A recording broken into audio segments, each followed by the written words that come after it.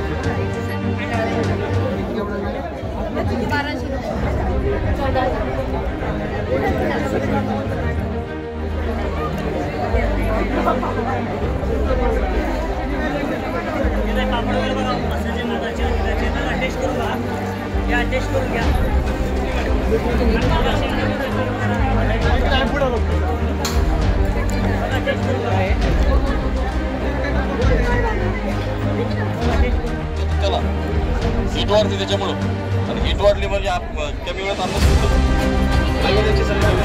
220-50% discount 100 तेजाब से बना करके ऐसा तैयार करो सारा सिस्टम का साझा है बसन का साथ में पूरा बदला प्रकार का साझा है घर पे चकली चकली बनाते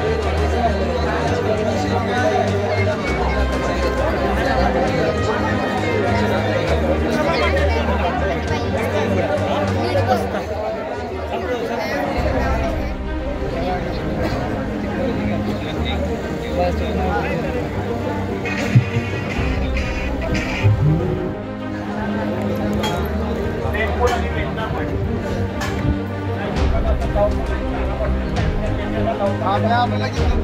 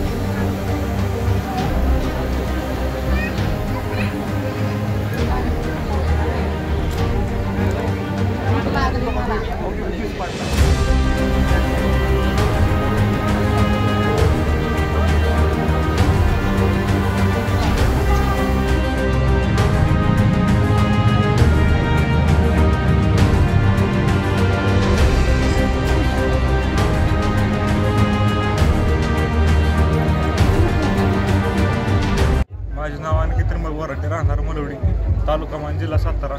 तर हे राधा नावाची म्हैस आपल्याच गोठ्यातील मराठी म्हशी झालेलं आहे. तिचे वैशिष्ट्य उंची 3 फूट, लांबी 6 फूट, वय 2.5 वर्षाचे आहे, वजन 350 किलो. त्याचबरोबर तिला खुराकामध्ये मक्का भुसा, शेंगदाणा पीठ, गव्हाचं पीठ असते. त्याचबरोबर तिचं पहिलं प्रदर्शन सोलापूर, पुसेगाव, चिपळूण, इंदापूर, त्यानंतर आता लोणंदमध्ये आम्हाला संधी भेटलेली आहे. लोणंद 2025 6व्या पर्वाचं आज उद्घाटन या ठिकाणी सन्माननीय राजेंद्रदादा पवार यांच्या हस्ते संपन्न झालेलं आहे.